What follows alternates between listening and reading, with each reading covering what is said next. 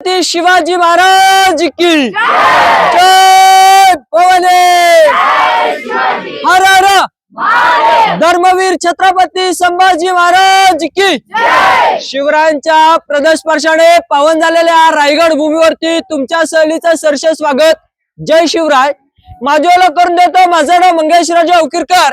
गेले 7 वर्ष मी गडावरती गाईड काम करताय बघा। आता पण पायथ्यापासून माथ्यावरती 2360 पायऱ्या चढून गडावरती जाणार।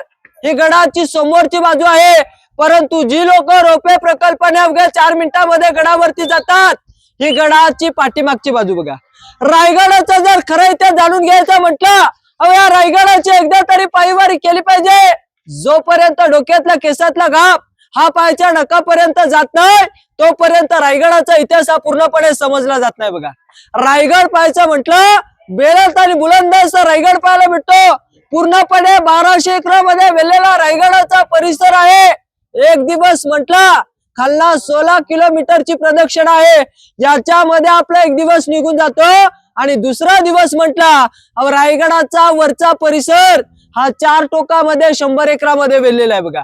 पूर्वेला पहिला भवानीचा कडा, पश्चिमेला हिरकणीचा बुरुज, दक्षिणेला कालकाईचा कलगा, उत्तरेला टकमक टोक। ह्या 4 टोकामध्ये वरचा परिसर हा 100 एकरामध्ये वेलेला आहे। हा 100 एकराचा परिसर फिरायचा म्हटलं, एक दिवस असा पूर्णपणे रायगड फिरण्यासाठी 2 दिवस लागतात बघा। रायगड म्हटलं बेलात आणि बुलंद असा रायगड पाहायला भेटतो। या रायगडाला चारी बाजूने सह्याद्रीच्या पर्वतरांगेने वेलेला आहे, परंतु यातली जर सह्याद्रीची पर्वतरांग पाहिली तर कुठली कनेक्ट किंवा जॉईंट पाहायला मिळत नाही बघा। हा एकमेव असा डोंगर पाहायला भेटतो। जसं काय कमलाच्या कलीपासून कमलाचं फुल उगम पावतं, तसं एका खडकापासून हा डोंगर उगम पावलेला आहे बघा। या डोंगराला मूळ नाव होतं रायरीचा डोंगर। अवा रायरीचा डोंगर प्रामुख्याने जावळी खोऱ्यात मोडला जायचा। जावळी खोरा म्हटलं तर प्रतापगडाच्या पायथ्यापासून उत्तरेस कोकण द्वीप आहे, याच्या खाली जे भूभाग पाहायला भेटतं याला जावळी खोरा असं म्हटलं जातं बघा। या जावळी खोऱ्यावरती देखील एक मंदिर रचले गेलेले आहे की अस्वलाच्या केसामध्ये आपल्या डोक्यातली ऊस सोडलेली सापडू शकते, परंतु या जावळी खोऱ्याच्या जंगलामध्ये 4 पायाचे 2 बलाढ्य द्यायचे हाती सोडलेले कधी सापडू शकत नव्हते बघा। एवढं भन्नाट जंगल पाहायला भेटायचं। अवे जावळी खोरा म्हटलं चंद्रा मोरेची ताब्यात होतं। चंद्रा मोरे म्हटलं एक मराठी माणूस होता, परंतु तो आदिलशाहकडे चाकरी करायचा। चंद्रा मोऱ्याने महाराजांनी एक राजगडावरनं प्रेमाने पत्र पाठवलं की चंद्रा मोरे, अहो आपण दोघे मराठी आहोत, दोघे मिळून एकत्र स्वराज्य निर्माण करू। परंतु चंद्रा मोरे उर्मिट व गर्विष्ठ होता। तो महाराजांना उलट पत्र पाठवतो, तुम्ही कसले राजे, केव्हा झालं तुम्ही राजे, खरे राजे तर जावळी खोऱ्याचे आम्हीच आहोत। याड जावळी तर जाल गवळी, उद्याच असेल आजच्या तुमच्यासाठी दारुगोळा तोफखाना सज्ज आहे। महाराजांनी 145 सरदार निवडले, जावळीच्या खोऱ्यात पाठवले। चंद्रराव मोऱ्यांचा धाकटा भाऊ हनुमंतराव मोरे हा सूर्याजी काकडे यांच्या हस्ते प्रतापगडाच्या पायथ्याशी मारला गेला। चंद्रराव मोऱ्याला वाटलं आता आपला वध होईल। हा रायरीच्या पायथ्याशी 15 मे 1656 ला शरण आला बघा। शरण आलेल्या व्यक्तीला काय महाराज मरण देत नव्हते। महाराजांनी रायरीला पाहिलं, रायरीने महाराजांना पाहिलं। रायरीला पाहतच महाराजांच्या तोंडून काय उद्गार वाक्य बाहेर पडले। उद्गार वाक्य असे की राजा खासा जावणी पाहता गडा बहुत चकोट, चौतर पा गडाच्या कडे तासिल्याप्रमाणे गाव 1.5 गाव उंच, पर्जन्याखाली कड्यावरती गवतही नाही उगवत। दोंडा तासी बेकच दौलतबाद, गड 10 गुणी उंच, ऐसे देखुनी महाराज संस्कृत झाले आणि बोलले तख्तास जागा तो आज गड खरा करावा। तख्त म्हणजे राजधानी बघा।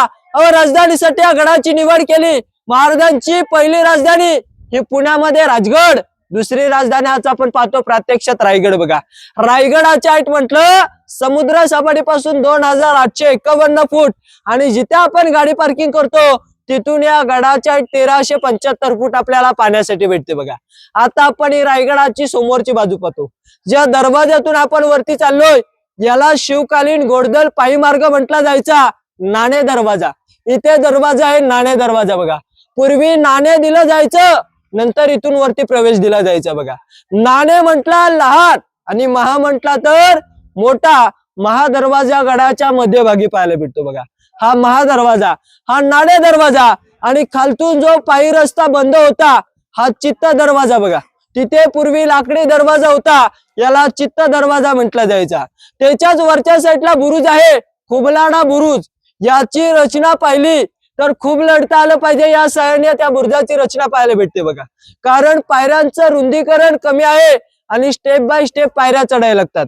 कारण जास्तीत जास्त शत्रू हे कमी सैन्य आडून कसं ठेवेल याची रचना देखील आपल्याला त्याच्यामध्ये पाहायला भेटते बघा. इथे जे आपल्याला वर्तुळामध्ये पाहायला भेटतं बघा, याला घाणा म्हटलं जातं. घाणा म्हटलं तर पूर्वी जे आपले पायऱ्यांचं काम वगैरे जे तटबंदीचं काम होतं त्याच्यामध्ये पूर्वी मिश्रण मिक्स केलं जायचं बघा, त्याला घाणा असं म्हटलं जातं.